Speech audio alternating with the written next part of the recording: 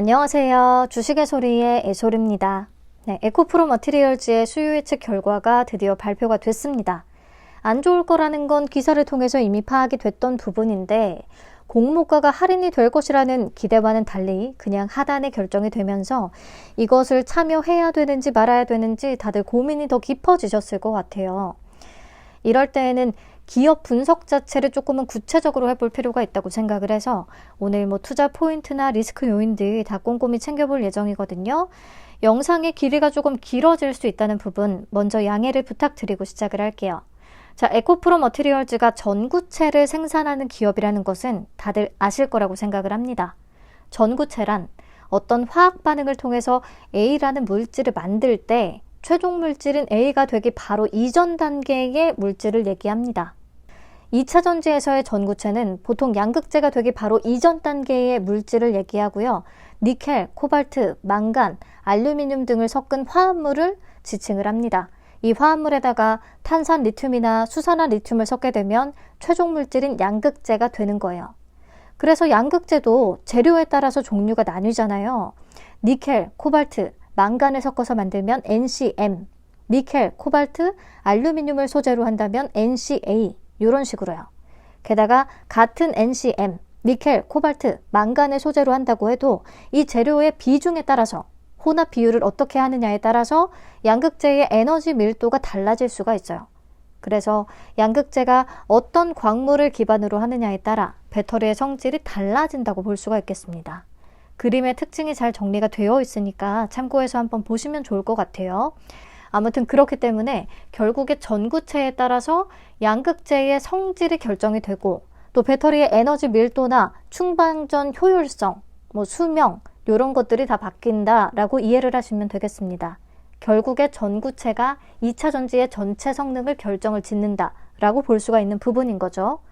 자, 전구체는 배터리 제조 원가의 17% 정도를 차지하고요. 음극재는 제조 원가의 11% 정도, 그리고 분리막은 13%, 전해질은 6% 정도가 된다는 것을 고려해 봤을 때 전구체의 비중이 상당히 높은 수준이라는 것을 알 수가 있었습니다. 그리고 투입량의 관점에서도 얘기를 해볼게요.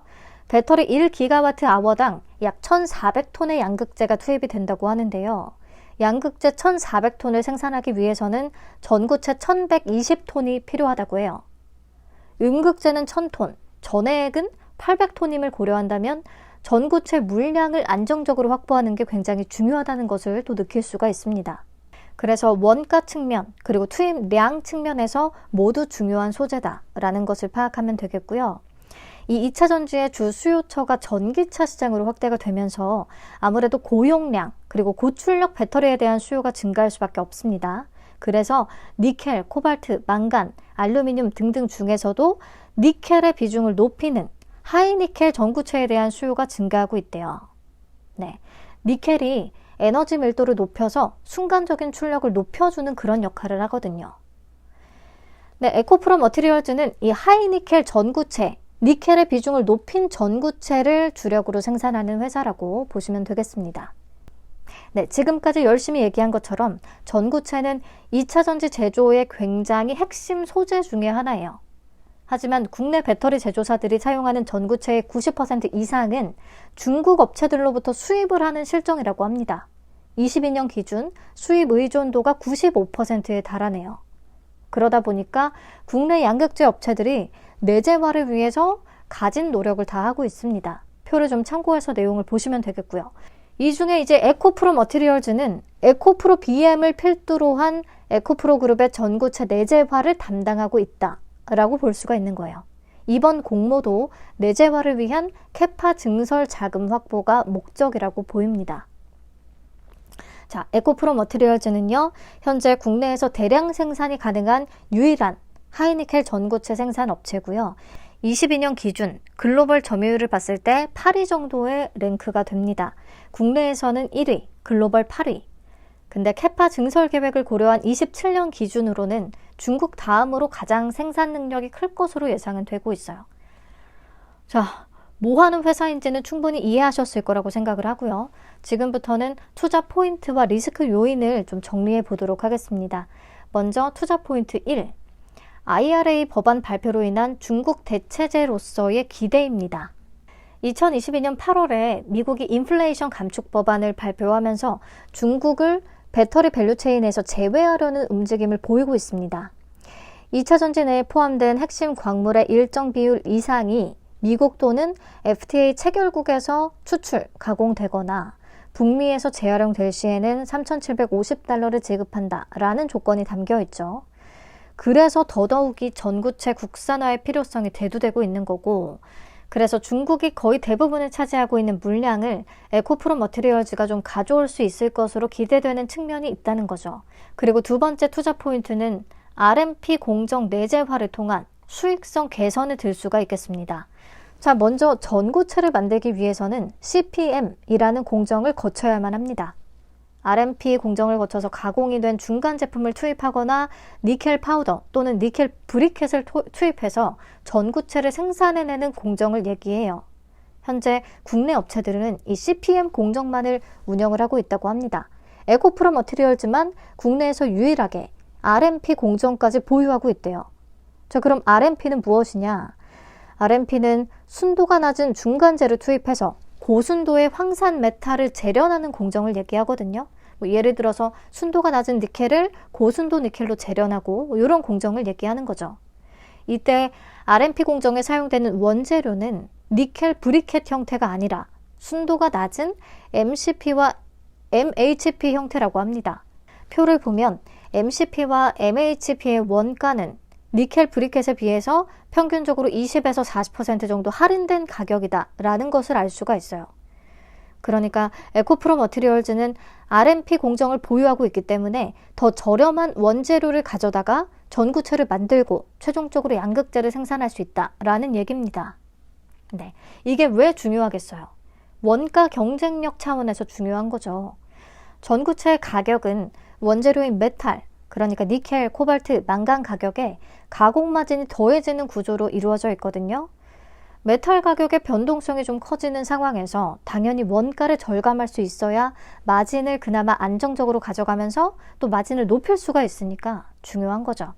실제 RMP 공정을 도입한 이후에는 17.8%의 원가 절감을 달성했다고 합니다. 자, 세 번째 투자 포인트는 밸류체인 내재화를 통한 안정적인 광물 확보를 들 수가 있겠어요. 에코프로 그룹이잖아요. 이 그룹 내에 배터리 리사이클링 업체인 에코프로 CNG가 있는데요. 여기서 폐배터리 스크랩을 모아서 MCP를 생산을 하고요. 이 MCP는 RMP 공정의 원재료가 된다고 했잖아요. 에코프로 머티리얼즈가 이 MCP를 받아서 RMP 공정을 통해 순도 높은 메탈로 정제하고 CPM 공정을 거쳐서 전구체를 생산하게 되고요. 이것을 또 에코프로 BM과 에코프로 EM을 통해서 양극재로 최종적으로 만들게 되는 거죠. 그래서 이렇게 그룹 내에 밸류체인이 내재화되어 있기 때문에 에코프로 CNG를 통해 안정적으로 광물을 확보할 수가 있고 에코프로 BM과 EM이 있으니까 안정적인 수요처를 확보할 수가 있다는 겁니다. 네, 그래서 에코프로 그룹의 전구체 필요량 대비해서 에코프로 머티리얼즈의 캐파가 앞으로 증설이 된다고 해도 한참 적기 때문에 사실상 캡티브 물량, 즉 그룹 내의 수요만으로도 에코프로 머티리얼즈의 증설분 물량이 소화가 가능하다는 게 다올투자증권 리포트의 설명입니다. 제가 이번에 공부할 때는 다올투자증권의 리포트를 좀 많이 참고를 했어요. 네, 여기까지 해서 투자 포인트 좀 살펴봤고요. 그러면 리스크 요인도 짚어보도록 하죠. 첫째, 전기차의 수요 둔화. 최근 글로벌 완성차 업체들이 전기차 목표 판매량이나 생산량 계획을 하향 발표하고 있죠. 실제로. 그래서 전기차 수요 둔화에 대한 우려가 좀 현실로 반영이 되고 있는 상황이긴 합니다. 이게 지속이 된다고 하면 당연히 양극재 업체들도 증설 계획을 지연하거나 전구체 발주 물량을 줄일 수 있기 때문에 이게 가장 근본적인 리스크 요인이 되겠습니다.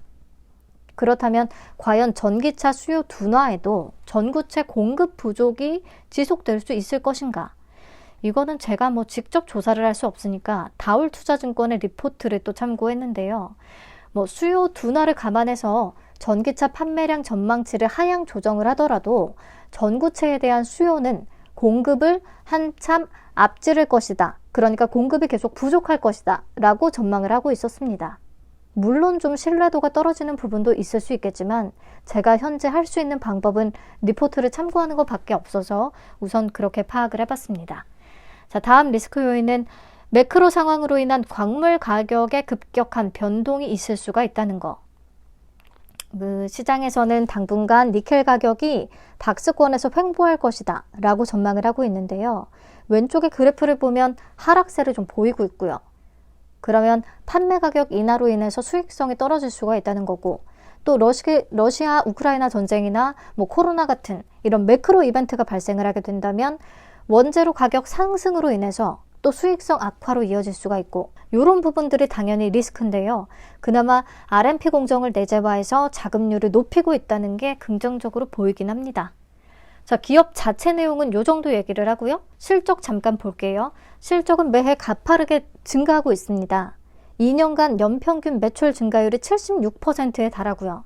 특히나 올해 상반기 매출은 5,241억 원으로 전년 반기 대비해서는 약 2배나 뛰었습니다. 그리고 작년 전체 매출의 거의 80%를 23년 반기에 해냈어요. 하지만 영업이익은 조금 뒷걸음치고 있다고 하는데요.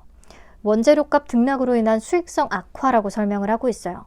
그래서 원재료 확보가 더더욱 중요하겠고요. RMP를 통해 내재화율을 더 높여간다면 조금 더 안정적일 수 있지 않을까 싶습니다. 자, 넘어가서 공모가 산정 내역. 여기가 가장 시끄러운 부분인데요. 피어그룹에 중국 전구체 업체인 CNGR과 국내 양극재 업체들을 포함시켰거든요. EV 에비타를 활용해서 공모가를 산정을 했는데, 보시면 중국 전구체 업체의 밸류는 20배에 못 미치는 반면에 국내 양극재 업체들의 밸류가 매우 높습니다. 그래서 적용 EV 에비타 배수가 높아졌다라는 논란이 첫 번째고요. 그리고 비교 회사의 기준 시가총액을 산정했을 때 그 당시에 비해서 주가가 추가적으로 하락을 했기 때문에 공모가는 무조건 고평가다라는 분위기가 더 팽배했습니다. 근데 수요 예측이 끝난 이후에 공매도 금지가 발표가 되면서 갑자기 2차전지 관련주들이 급등을 한 거죠. 특히나 에코그룹주들 상한가 찍고 난리였죠. 그러면서 에코프로 머티리얼즈 IPO에 대한 분위기가 좀 반전이 되나? 라는 얘기가 나오기 시작한 겁니다. 자, 그러면 수요 예측 결과 이어서 바로 보시죠. 자, 수요 예측은 공매도 금지 전에 이미 마무리가 됐기 때문에 진짜 처참하기는 했어요. 경쟁률은 17.2대 1로 23년 최저치를 기록을 합니다. 1,141개의 기관이 참여했고요. 이게 공모 규모가 좀 비슷했던 두산 로보틱스랑 비교를 하게 되면은 확 체감을 할 수가 있거든요. 얼마나 안 좋았는지. 수요 예측 참여 금액이나 평균 참여 금액이 아예 비교가 안 되는 수준으로 굉장히 낮다라는 거. 그리고 신청가격 분포표를 보시면 공모가 밴드가 36,200원에서 44,000원 제시를 했는데요. 하단 미만의 분포가 건수 기준 가장 높았어요. 즉, 참여한 기관의 76% 이상은 하단 미만을 써냈다는 뜻입니다. 다만 하단 미만을 써낸 기관들은 수량을 많이 적어내진 않았고, 상단과 상단 초과는 써낸 기관 자체가 많진 않았는데 신청한 수량이 꽤 됐었다라는 거. 그렇다 보니까 공모가를 그냥 하단에 확정을 하고요. 공모 주식 수를 줄이는 방식. 그렇게 되면 기관 투자자 배정 물량도 줄어들잖아요. 그렇게 해서 기관들의 공모 물량을 채우는 쪽을 선택을 했더라고요. 뭔가 수요 예측이 엄청 부진하지만 그래도 에코프로 브랜드에 대한 충성심 또는 2차전지 최근 반등으로 인해서 참여하려는 분위기가 싹 좀 감지가 되니까 주관사랑 회사 측에서 마지막까지 욕심을 부린 것 같습니다. 그냥 하단에 밀어붙이자고. 굉장히 아쉬운 부분이기는 해요. 자, 확약 비율도요. 건수 기준 3.59%, 수량 기준으로 3.31%. 굉장히 낮습니다. 그래서 진짜 수요 예측 결과는 너무 안 좋았다라고 볼 수밖에 없겠어요. 자, 얘기했듯이 공모 주식 수 자체를 줄였습니다. 원래 1,447만 6천 주를 공모하려고 했는데 1,158만 800주로 20%를 축소했어요. 이 비율대로 우리사주조합과 기관 투자자, 일반 청약자들한테 배정된 물량도 다 조금씩 줄어들었고요. 네, 그럼 반영을 해서 공모 개요를 다시 체크를 하겠습니다. 공모가가 하단인 36,200원에 확정이 되면서 공모 규모는 약 4,192억 원, 시가총액은 약 2조 4,698억 원의 규모로 상장을 추진합니다. 청약은 8일부터 9일까지 진행이 되고요. 환불은 4일이 걸려요 또. 그리고 상장은 17일로 예정이 되어 있습니다. 청약은 미래, NH, 하이투자증권에서 가능하고요. 자, 신주머지 100%로 진행되고요. 우리사주 조합에는 20%를 배정을 했는데 직원 561명 기준 1인당 배정 금액이 약 1억 5천만 원 정도가 되거든요. 그래서 미달 가능성은 매우 높다라고 생각을 합니다. 미달이 발생하면 그만큼 일반 청약자 배정 물량이 증가할 가능성이 있다는 소리죠. 자, 상장 즉시 유통 가능한 물량은 16.1%로 낮은 편입니다. 금액으로는 약 3,977억 원 정도, 그리고 기존 주주는 2.5% 정도가 존재합니다. 기존 주주의 비중도 낮긴 하네요. 근데 워낙에 기본 덩치가 큰 친구이기 때문에 이 정도 물량이 잘 소화될 수 있을지는 좀 지켜봐야겠죠. 아무튼 이렇게 사이즈가 조금 컸던 최근의 종목들을 쭉 뽑아보면요. 확실히 수요 예측 결과가 좋은 경우, 두산 로보틱스나 일진아이솔루스, 카카오게임즈처럼 확약까지도 높고 경쟁률도 높고 분위기가 확실히 좋은 경우에 상장일의 성과도 분명히 만족스러웠고, 반대로 수요 예측 결과가 좋지 않으면 상장일의 마이너스로 이어졌었어요. 사이즈가 크다 보니까 이런 경우에 물량 소화가 잘 안 됐던 거죠. 기본적으로 고평가 논란도 다 더해졌었고, 그래서 사실 에코프로 머티리얼즈도요, 사이즈와 수요 예측 결과 냉정하게 고려를 한다면 손실 가능성도 생각은 하셔야 되는 조건이기는 한 거예요. 자, 그럼 이번에는 밸류에이션 비교를 다시 해보겠습니다. 우선은 해외 전구체 기업들하고 PER을 비교를 해봤는데요. 23년 추정순이익과 11월 7일의 시가총액을 기준으로 계산을 했습니다. 그러면 해외 기업들은 여전히 PER이 20배 미만 또는 20배 초반대인 것을 확인할 수가 있었어요. 하지만 에코프로 머티리얼즈는 108배가 넘는 거죠. 이걸 보면은 너무 비싸다라는 평가가 나올 수밖에 없는 거고, 국내 양극재 업체들하고만 비교를 한다면 포스코 퓨처엠이 185.89배, LNF는 80.28배, 코스모 신소재는 248.66배, 그리고 실제로 좀 관련성이 가장 높은 에코프로 BM은 115.94배. 배터리 소재 업체에 대한 평가가 정말 무지막지 높다는 것을 다시 한번 확인할 수가 있습니다. 아무튼 이들과 비교하면 에코프로 머티리얼즈도 봐줄 만한 거죠.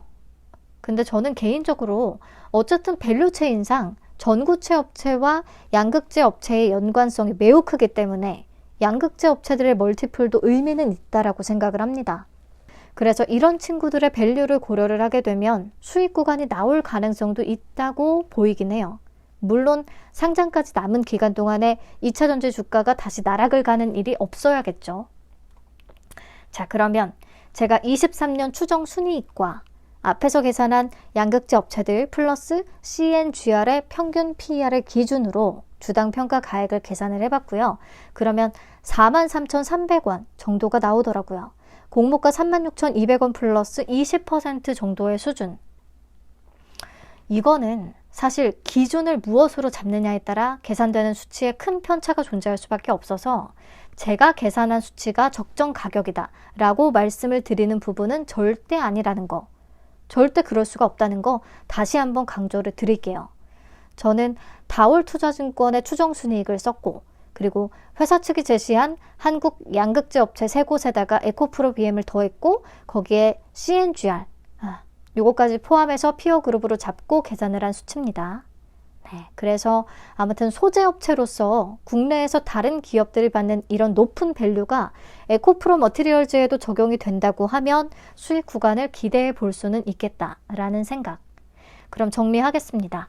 기대 요인으로는 에코프로 브랜드에 대한 투자자들의 충성심, 수요 예측 결과를 떠나서 나는 무조건 참여할 거야, 이런 분위기가 좀 형성될 수가 있고, 상장 당일에도 관심이 굉장히 크게 쏠릴 수가 있겠고요.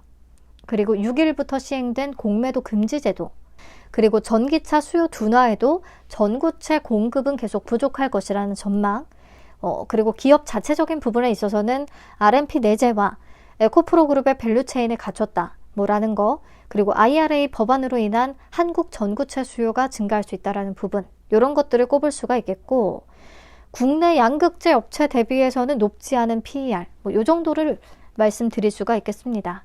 그리고 리스크 요인으로는 조단위 대여의 경우에 수요 예측이 이렇게 부진하게 되면 상장일의 손실 가능성이 있다는 거, 그리고 공모가 고평가 논란이 좀 여전하다는 거, 해외 전고체 기업 대비해서는 PER이 너무 높으니까, 그리고 밴드 하단 미만이 마땅한 수요 예측 결과임에도 불구하고 하단으로 그냥 밀어붙였다는 사실 자체가 좀 부정적일 수가 있겠습니다. 여러분들이 정리해 보시고요. 좀 어느 쪽에 마음이 더 기우는지 그에 따라서 직접 판단을 해주시는 게 좋을 것 같아요. 자, 그럼 배정 물량과 청약 기본 정보들 확인을 하고 마치도록 하겠습니다. 미래, NH, 하이투자증권에 배정된 물량은 보시는 표와 같은데요. 여기서 우리사주 미달이 발생하게 되면 배정 주식 수는 더 증가할 가능성이 있습니다. 우선은 25% 기준으로 작성을 한 거예요. 그리고 최소 청약 수량은 미래, NH는 10주인데 하이투자증권은 20주를 청약을 해야 됩니다. 요거 체크하시고요. 그리고 기본 청약 한도가 미래에셋은 엄청 높아요. 무려 19만 6천 주까지 가능한데 증거금으로 계산을 하면 35억 4,760만 원. 그리고 NH는 일반 등급 기준 2만 8천 주, 하이투자는 8,600주까지 가능합니다. 요 한도 또한 우리사주 미달분이 더해진다면 더 높아질 수가 있으니까요. 제가 1일차의 마감 후에 다시 한번 체크를 해봐 드릴게요. 계좌는 미래, NH는 청약 당일 개설 후에 바로 참여 가능하고요. 하이투자증권은 오늘까지 개설을 해야 청약에 참여할 수가 있겠습니다. 네, 그러면 청약 건수 정도만 예상을 해보고 진짜 끝낼게요. 규모가 꽤 컸던 종목들, 그리고 인기가 많았던 최근의 종목들을 써봤는데요. 이 중에서 파두가 수요 예측이 부진했고 총 30만 건 정도가 참여를 했었어요. 부진한데도 불구하고. 근데 분위기상 에코프로 머티리얼즈는 파두보다 참여도가 훨씬 높을 것 같다는 생각이 듭니다. 그래서 필에너지와 비슷한 정도가 되려나 그냥 느낌이고요. 그래서 70만 건을 잡았습니다. 그러면 균등 수량은 2.07주. 예측이 엄청나게 크게 빗나갈 수 있을 것 같아서요. 1일차 보고 분위기를 파악을 좀 다시 해봐야 될 것 같아요. 자, 에코프로 머티리얼즈는 청약을 하는 게 좋겠다, 아니다. 이게 단기 관점에서는 판단을 하기가 쉽지 않습니다. 여러분들이 이런저런 자료와 그동안 공모주하면서 익혀온 동물적인 느낌? 이런 것들을 다 혼합해서 좀 결정을 하셔야 될 것 같고요. 굳이 끌리지 않는다면 그냥 패스하시면 되겠습니다. 패스하고 동인기현이나 스톰테크, 이 친구들 수요 예측을 보시고 그 둘 중에 하나에 집중을 하는 것도 방법이 되겠죠. 내일 이 두 종목의 수요 예측 결과가 발표가 되니까요. 내일 또 전해드리도록 할게요. 이 긴 영상을 시청해 주셔서 정말 감사합니다. 청약을 권유하는 영상은 절대 아닙니다. 투자 판단에 대한 참고용으로만 활용해 주시면 감사하겠습니다. 자, 밤이 깊었네요. 인사드릴게요. 내일 다시 만나요.